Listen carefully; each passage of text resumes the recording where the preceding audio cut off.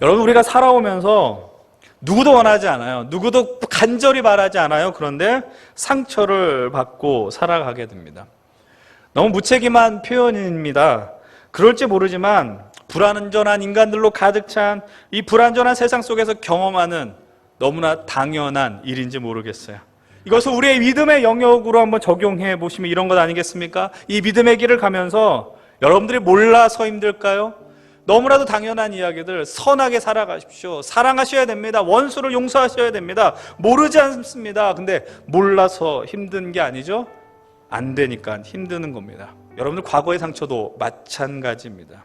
하나님 안에서 그 상처는 사라지고 하나님으로 인해 새로운 삶을 살 수 있다. 상처는 별이 되어 하나님은 우리에게 새로운 길을 열어주신다라는 그 중요한 명제를 우리들은 기억합니다. 그리고 우리가 하나님을 알고 그 믿음을 따라 살아갈 때 과거를 극복하고 그것을 딛고 미래를 향하여 나가는 것은 하나님의 축복이며 이 믿음의 길을 간 사람들의 너무나도 큰 특권입니다. 그러나 그것을 안다고 해서 바로 되는 사람은 없습니다. 위로할 수 있을 때에, 격려할 수 있을 때 그것은 당연히 이 믿음의 공동체에서 해야 하는 것입니다. 근데 그것을 해야 할 때 우리가 잊지 말아야 되는 것, 여전히 그 사람의 아픔이 쉽게 잊혀지지 않는다라는 것, 그것을 염두에 둬야 되는 거죠. 그래서 우리가 할 때 그냥 훈수 두듯이 얘기하는 게 아니라 이해하는 거예요. 품어주는 거예요. 안아주는 거예요. 공감하는 거죠. 그리고 쉽게 잊으라고 외쳐서도 안 되고, 쉽게 당신이 기도하지 않았기 때문에, 하나님 앞에 매달리지 않았기 때문에 그렇게 결론 내려서도 안 된다라는 겁니다. 고통은 고통입니다. 아픈 건 아픈 것입니다. 그것을 인정하지 않으면 예상치 못한 순간에 더 힘들어지더라라는 것이죠. 여러분, 그렇다면 여기까지 말씀을 마무리한다면 이게 인생이니 어쩔 수 없습니다, 이렇게 결론 내립니까? 아니죠. 그렇게 할 수는 없습니다. 여러분 기억하십시오. 하나님은 우리로 하여금 이 고통 속에서, 아픔 속에서 살기를 원하시지 않아요. 그냥 내버려 두지 않는다라는 거죠. 여러분, 그렇다면 우리가 어떻게 해야 될까? 너무 당연한 이야기지만 아프면 아픈 대로, 슬프면 슬픈 대로, 고통스러우면 고통스러운 대로 있는 그대로 하나님 앞에 나가려는 시도를 포기하지 말라는 거죠. 가끔씩 그런 분들 보는 것 같아요. 하나님 앞에 나갈 때도 괜찮은 것처럼 너무 자기의 그것을 포장하려고 하는 애쓰는, 그것 때문에도 에너지가 더 소비가 된다는 것이죠.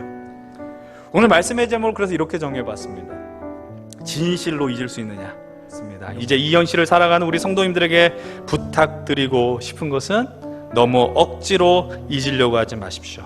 근데 여러분, 이게 제일 중요해요. 믿음의 길에서 나의 연약함과 대면하는 것 피하면 안 됩니다.